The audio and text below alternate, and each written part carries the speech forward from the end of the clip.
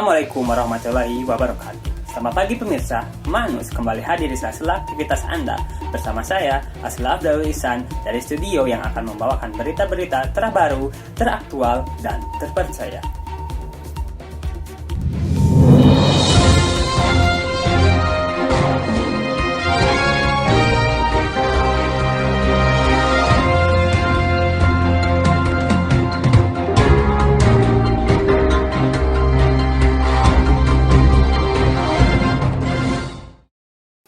Pemirsa, pemerintah baru saja mengesahkan Undang-Undang Omnibus Law pada Senin 5 Oktober 2020 kemarin.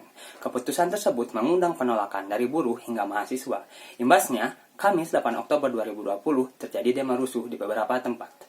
Pengesahan ini menimbulkan konflik sosial antara rakyat, khususnya kelas buruh, dan juga mahasiswa dengan mendemo pemerintahan, khususnya DPR. Mereka menolak Undang-Undang Omnibus Law yang telah ditetapkan karena merugikan rakyat. Demo pun berlangsung ricuh.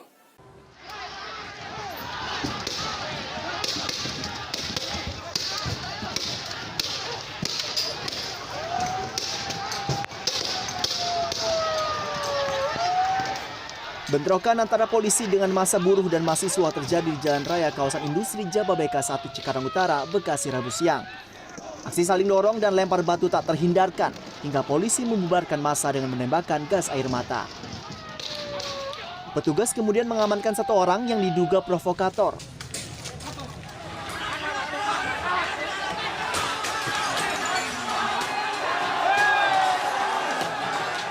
Di Tasikmalaya, massa meruntuhkan 2 gerbang pintu masuk ke area komplek gedung DPRD.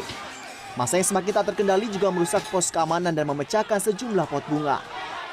Kericuan dipicu keinginan massa yang meminta anggota DPRD Kota Tasikmalaya menemui pengunjuk rasa diabaikan, hingga membuat massa memasuki area gedung secara paksa.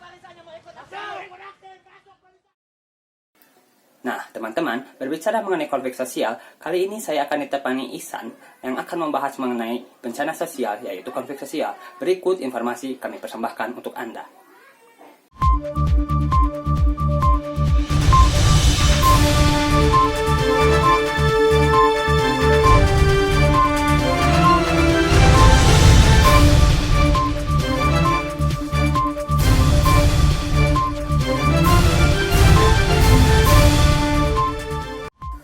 Ya, terima kasih Aslah telah membuka acara ini. Kali ini saya Ihsan dalam sesi Megas Talk akan membahas mengenai bencana sosial. Sebelumnya, kita akan memahami dulu sekilas mengenai bencana.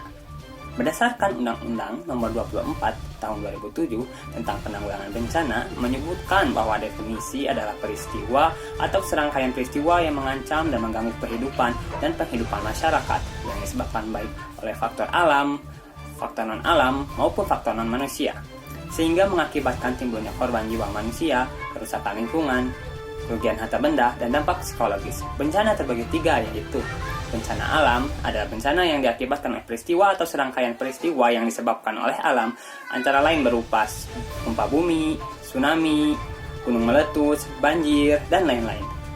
Kemudian, bencana non-alam adalah bencana yang diakibatkan oleh peristiwa atau rangkaian peristiwa non-alam yang antara lain berupa gagal teknologi, gagal modernisasi, epidemi, dan wabah penyakit.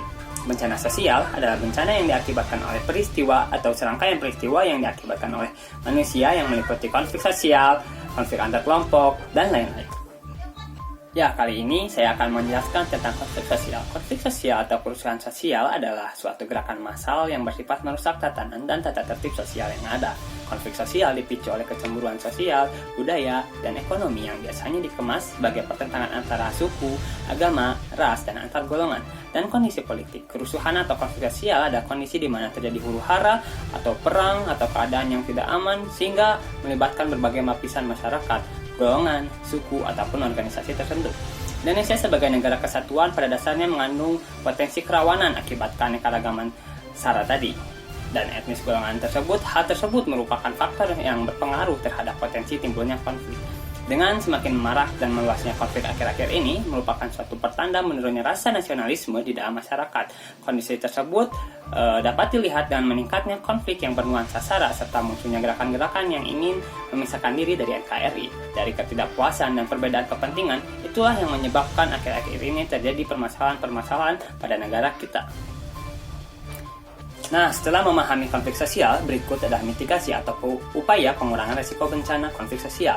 Yang pertama, hindari kumpulan atau kelompok yang sedang melakukan kegiatan demo, karena kegiatan tersebut dapat memicu kerusuhan. Kemudian yang kedua, apabila melihat terjadinya kerusuhan sosial, tindak kekerasan atau sebagainya, hubungi pihak berwajib. Yang ketiga, saling menghargai antara demonstran dan aparat keamanan, sehingga tercipta situasi yang kondusif dan menghindari terjadinya kerusuhan sosial. Nah, berikut kali ini solusi yang diberikan untuk menangani konflik sosial berdasarkan informasi dari International Labour Organization.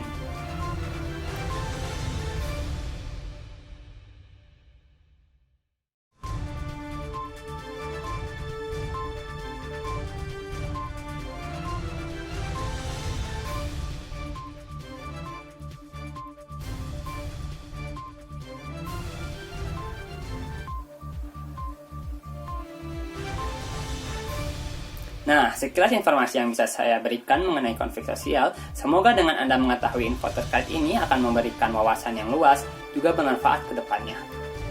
Saya Ihsan pamit undur, kembali ke studio.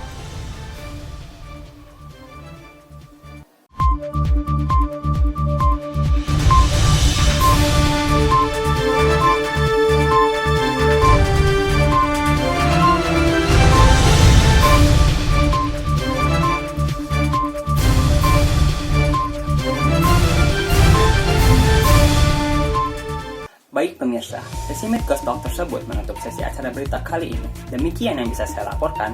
Saya, Aslah Delisan, pamit undur diri. Terima kasih, selamat pagi, dan sampai jumpa kembali. Wassalamualaikum warahmatullahi wabarakatuh.